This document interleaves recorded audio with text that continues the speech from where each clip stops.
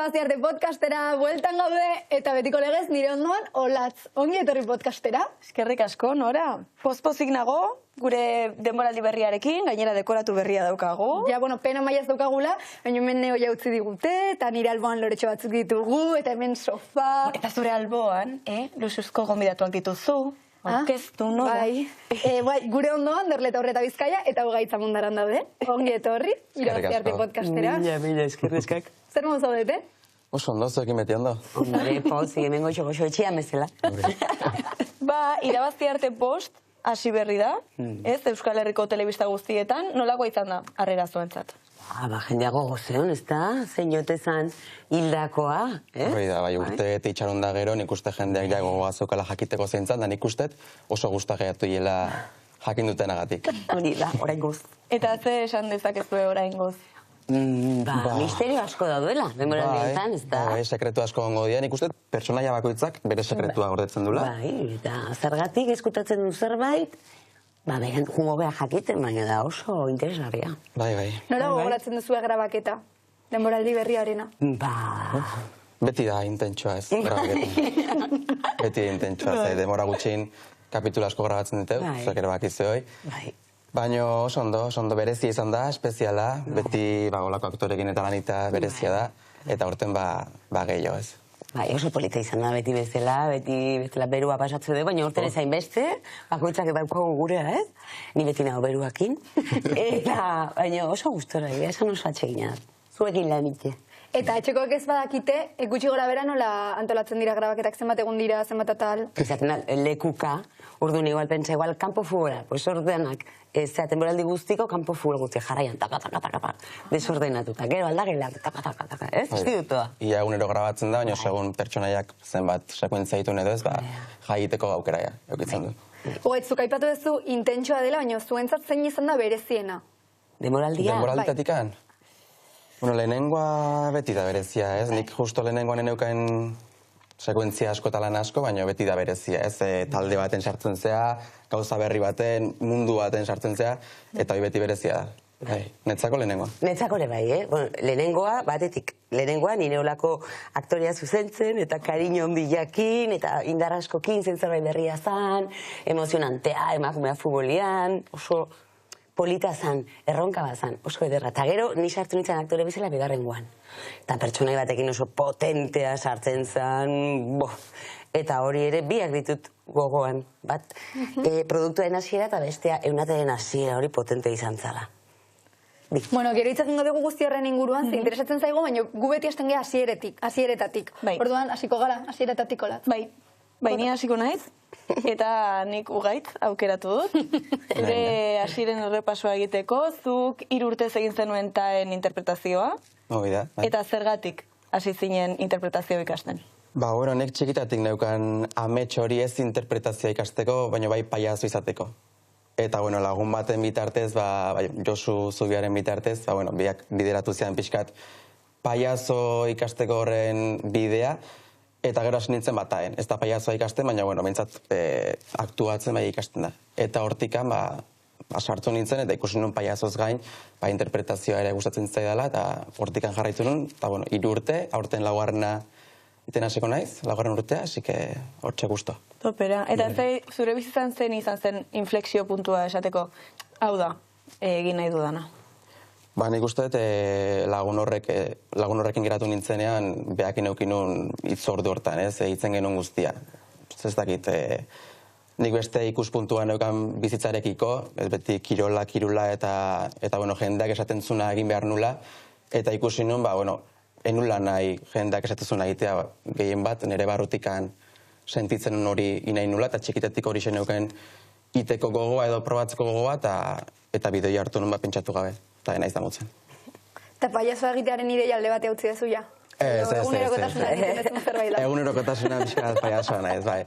Baina ez da, ametsoiek ez dien inoiz alde bat utzi behar, eta aukera da banean, berriz retomatzeko, retomatuko dugu, eta bestela jarraituko dugu alde nahiten.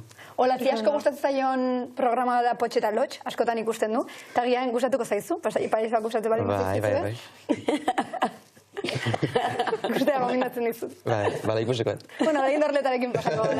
Dorleta, zure hasierak nola izan ziren? Badakigu Goenkalen hasi zinela, baina nola llegatu zinen Goenkalera? Bueno, nik beti txikita eskolan, ikastolan, zein antzerki egiteko aukera bali mazen banian egoten itzan. Eta uste ziguten jangelan adibidez, bazkalduta gero, indezake genukan armaio eta arropaz beteta, indezake nire antzerkia, bai, eta uste ziaten pile bat. Orduan, saltxa guztitan nio. Eta gero ja, akordatzen naiz, orduan 3. bub ikasten, nire man. Dorle, periodiko natea serie bat inbehar dutela Euskal Herrin, eta jendea biratzen ediala. Eta orduan kuadrilla guztia jungina, bueno, eta hortik Goenkaleatea zen. Eta hori izan zen, ja lanen hasi nintzen, lehenengo aldiz da hortik, jarraitu dut, baina, berez, hori betzidan nik eta. Baina Goenkale izan zen hasiera profesionala. Eta zenbat urtekin izan zen hori? Kastin eta hori 16ekin inun, zenudan izan zen, eta 17 bete eta hortik hilabete batzuta ditu ziaten. Ez, 17. Baina ikuste daiet. Eta nola izan zen ikasketak eta lana uztartzea? Justo orduan neon gaina azkeneko urtean, zuen gaur egun dana batxiller 2, kou zala orduanetzat, aldatu nintzen institutoz. Hasi nintzen, goizetan Goenkale egiten duen, eta nokturno baten apuntatu nintzen COVID-eko, batxiller 2, eta orduan atxaldez goizen Goenkale, eta atxalden batxiller, da batzaiz Goenkalen beti, eta estudiatzen izan, eta ni hor nire eskemakin, tarteka hori estudiatzen mate, hola ibiltzen nintzen. Zaila baino posible, ez? Oso, posible. Zenbat urte egon zinen Goenkalen? Goenkale nintzen 2 urtez. Gero ja, inun bukatu nun batxiller 2, beste urte bat galditu nintzen Goenkale, baina ni ja, esaten, ze ikasi behar dut gero. Eta nik aktore nahi dut, eta esaten ziaten, baina hemen bazaude lanian da nila, baina nik jakin nahi dut, dena intuizioa zan. Eta orduan, juri nintzen Bartzelonara ikastea. Eta zer moduz Bartzelonan? Oso ondo, jende asko esaten, zutxorra zaude, lanian zaude, eta ni, baina behar dut, eskizpaitu egiten, eta oso bizitza aldatu zitzaidan.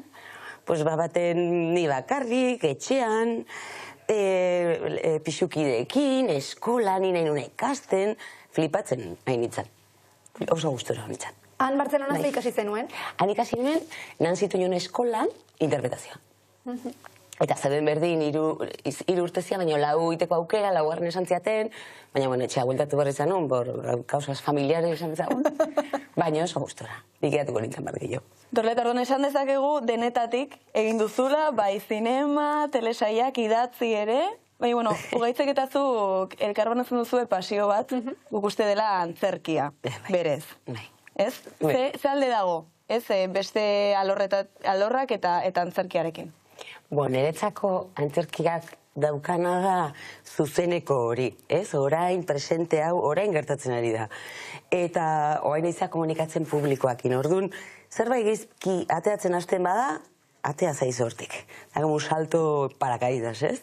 Adibidez zineman, errepikatu daiteke, edo telebista, baina antzerki badauka zerbait, ateatzen zean, beti pixetan, beti jartzen ez urdu egite esateate baino, berriz da ni. Hola da, eta jazta, gero pasatzen zait. Baina bai, dauka zerbait hori nervio puntu hori. Nik berdina esango nuke, ze antzerkiak bai gehiago betetzen dizula. Ze kamaran aurrean grabatzen duzu, eta azkenen errepikatu, desberdina da, ez? Eta gero, antzerkian, zuzenean, publikoa zuri begida, momentu hori oso gustatzen zaio lantzako oso berezia da, eta gero jendearen txaloak, gero baek esatizkizuten gauza politak bukatzean, ez dakit horrek nahi behintzat betetzen dit, eta hori da nire jarraitzeko motiboa behintzat. Bai esan barkatu, antzerki asko gustatzen zait, baina badago ere bai audiovisualean kamaran, zerbait dela orain honek balio du bakarrik. Osea, lehenengo aldiz entzungo bazen, antzerkiak azkenean errepikatu egiten duzu, eta horre sortzen du beste gauza da, baina audiovisualak ere badauka beste zerbait, ez da beste inoiz gertatuko. Oso vulnerablea da, oso ez dakit nola esan, hau grabatu zuen ugaizlani, eta ez da errepikatuko. Antzerkian ere ez, baino egia hau ez da pasako berriz, eta oso polita da ere bai. Egia da, antzerkian beti dago aukera beste behin egiteko, beste emanaldi bat egiteko. Eta telebistan, adibidez, grabaketa bat, ez da berriz egiten inoiz ez. Berdirako gelditzen da, antzerkia ez den bezala, baino. Eta orduan agian hori berreskuratzeko gauza pertsonal hori idatziezu antzeslan bat, ezta?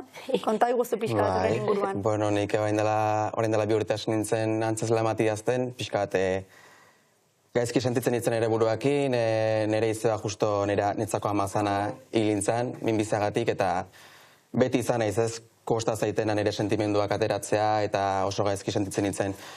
Eta hasi nintzen idazten. Beharra neukaen hori ateratzeko, eta nire irten bidea bakarra zen idaztea.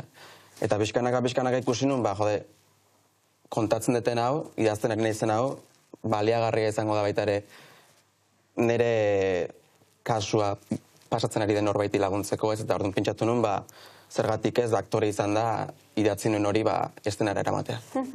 Eta prozesua nola izana oso desberdina ikusentzunezkoekin alderatuta, ez? Bai, gogorra, gehien bat idaztea. Pasaitut gauak loin gabe, negarrez, nik uste dut diferentea dela ez, azkenen audiovisuala zuri ematizute gidoi bat, eta hori interpretatzezu, horri mardezuna da. Lehenengo idatzi, gero horien saiatu, gero saldu, eta nik uste dut prozesu oso diferentea eta asko zailagoa dela. Badakigu, oaintxe bertan hasi zarela, baina ikusiko zenuke zure ibilbidea arlo horretatik, antzerkitik? Bai, eta gehiot iratzen dit, audiovisuala baino. Ez dakit niri esan bezala bete egiten dit, eta nahiko nuke bain ere idatzitako antzerkiak egin, eta baita ere beste dozein deitzen balin badiate bain, moski. Irabazi artera itzuliko gara pixka bat, zuretzat lehen aipatu duzu horreta, nola izan zen aldaketa sakon hori, aktore zuzendaritik egotetik, aktorizatera. Ze azkenean, aipatu dugu antzerki asko dela pertsonala den zerbait, eta gurea den zerbait sentitzen dugula, baina agian proiektu handi batean ez gara sentitzen hain gurea dela, ez dugu sentitzen gurea. Zu hasi zinen aktore zuzendari bezala, eta horri bultzaka proiektu berria zelako, baina gero sartu zinenean nola izan zen aldaketa hori? Niretzako, ni oso implikatuta sentitu nintzen irabazi artekin, hasierat aktore zuzendari bezala, taldea ikusten zintuztean denak berriak, ilusioarekin, orduan ni asko ilusionatu nintzen. Eta gero, aktore bezala sartzea ere, esan, ze polita. Gauza bat utzin behar nun, zala pixkat implikazioa taldearena, hori pixkatin behar nun, esan, orain beste leku batetik egin behar dut lana, baina ala ere zuen utzi guztiz, Baina, eta dutzeko inoiz, esan nahi dut, maite dut eta jazta. Orduan, eta gero leku horretan bada lan individualagoa. Osea, gaina unate bezalako personai batean sartzea, hain desberdinean egandik, hori polita izan zen. Osea, lan desberdinean, ni batzutan esaten bezala, gaur jantziko dut, zuzendari trajea, gaur aktore trajea, gaur, metafora hori ez esateko, segun eta ze lekutatik ikusten dituzun gauzak. Eta nik uste izan zela, hori leku aldaketa bat, positiboan niretzako bai, baina ez dut utzi guztiz bestea. Eta lehenik urten espero zenuen aldatzea eta aktore izatea, imaginatzen zenuen? Ez, nire dituziaten lan hori egiteko, eta keba, bizitza misterioa da, ez. Zure lehenengo aldia zen, aktore zuzendari bezala? Ez, suertatu zait, lan egite aktore zuzendari bezala antzerkian desente, baina beste figura bada da aktore laguntzaile, zuzendari laguntzaile, testua pasatzen, aktore pixkarte zuzendariak inola balin badaude, zuatzetizuaz laguntzera, hortan asko ibili naiz. Eta gero ere bai Goenkalen ere ibili nintzen, ensaio gelan, ez da lehenengo aldia. Eta zuretzako gaitz, nola da zure erlazio aktore zuzendariekin? Ze aipatu zuen baino gehiagotan dorle, eta oso lagungarri egin zitzaizula ensaioetan eta horrela, nola ikusten duzu zure ibilbidea, Lesaian? Lesaian ibilbidea? Bai, aktore zuzendariekin lotuta eta horrela. Nik uste dut beharrezkoa dela behin lana, ez? Askotan baita ere lasitasun ematen digute, bai testuarekiko, baina baita ere guk askotan buruan ematen dugu, estena hola ingo dugu, ez? Eta gero bertara juten geha, derrepente zuzendariak aldatzen digu, eta behin laguntza eta apoioa baita ere garrantzitsua, eta ez bakarrik estenetan, baita ere gure bizitzan, ez? Askotan psikologotzat ere egin digute, eta hori ere eskertzen da. Eta zuk torle zea holku emango zenioken ugaitzi, lehenengo, antzezpen mundu honetan hasi berria, edo ja urte batzuk badira, baina hasi berria zurekin alderatuta ez, zea holku emango zenioke ugaitzi? Nik emango nioke aholkoa ugaitzi eta beste gazte guztiei benetan aktore izan aditunak, zuk izan dezun bezala, nahi bilotzitik hau jarraitzeko aurrea, galtzeko eta konfiatzeko, zen hau dijoa lana, ez lana, baina benetan bihotzean hori badezu segi. Eta bitarte batzutan emerro badezu lanen taberna baten, egin, baina ez galdu hori. zen horrek amate gaitu denontzak, esken ere buruari berdin esaten diot. Osea, ez galdo, nahi honek jartzen hau pozik, diotzian, hariman, pues aurrera. Oie. Oso alkoholpolita. Bai, eta zuk, Ugaitz, ez, hasi berri den aktore bat izan da, ze aholko emango zenioken, zu bezala amets hori ez, izan duen pertsona bati, ikusten ari den pertsona bati. Indartxu izateko, buruz behintzat. Ze ez da erreza, mundu hontan sartzea eta gero mantentzea. Eta pazientzia asko kibar da, baino benetak, zuk esan duzun bezala, benetan hori nahi balin baduzu jarraitu ametsekin borrokan. Azkenen, ez balin badukago ametsik, zertarako bizi ez. Guztiz. Oso ondo. Denboraldi honetan sekzio berri bat daukagu, eta galdera batzuk prestatu ditu. Zer? Bai, hola, zesan dizut, lehen? Hau ez da gidoian, Ez duzu begiratu gidoia. Bueno, nik azalduko dut, lasai, baina urrengoan prestatu. Bueno, jokaldi honetan deitzen da lehen ukitua, eta nik galdera batzuk prestatu ditut, improvisaziotik pixka bat egingo dugu, begiralat. Nik galdera batzuk botako ditut. Beraien egunerokotasunetik izango dira galderak, eta zuk baloi bat hartuko duzu, eta galdera azkarrak dira, baina zuek ere erantzun azkarrak eman behar dituzue. Orduan, nik galdera bat botako dut, eta olatzek baloia botako dizue, eta erantzuteko baloia bueltatu behar diozue. Bakoitzari galdera bat. Vale. Prest? Venga. Dorletarekin hasiko gara. Osa, nik dorletai baloia bota eta berak bueltatu, eta gero nik Ugaitzi. Hori da. Nora bixatu. Horrengo ez dut egingo duzu lasai elat. Ai, ordu ginago, Nire bai. Gure bai. Venga, guazen ba, A ver. Zinema edo antzerkia. Egon. Ai, zer, hola? Bota. Noski? Baina, biak aldi berean. Konpenetratu egin behar gara. Venga. 2 eta 3. Zinema edo antzerkia. Atzerkia. Diskoteka edo herriko festa. Herriko festak. Eguneroko ezinbesteko bat. Lavadora jatzia. Grabaketak egunez edo gauez. Gauez. Tortilla tipula edo tipularik gabe. Tipulakin. Zinema ikusteko plataforma gogokoena. Primera, no? Aktore izango ez zina, zer izango zinake. Irakaslea. Janari zinema arete barruan bai ala ez. Bai. Musika talde da abeslari gogokoena. Oso atzean gelditu naiz. Janis Joplin. Bete nahi duzun helbururen bat?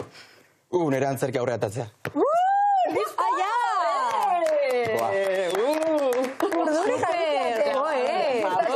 Galdera superlandua. Superlandua, korrengo ontzuk egingo dituz, ikusiko du. Bueno, hori ikusiko da. Sekzio berriak? Oso polita da. Ikusiko du.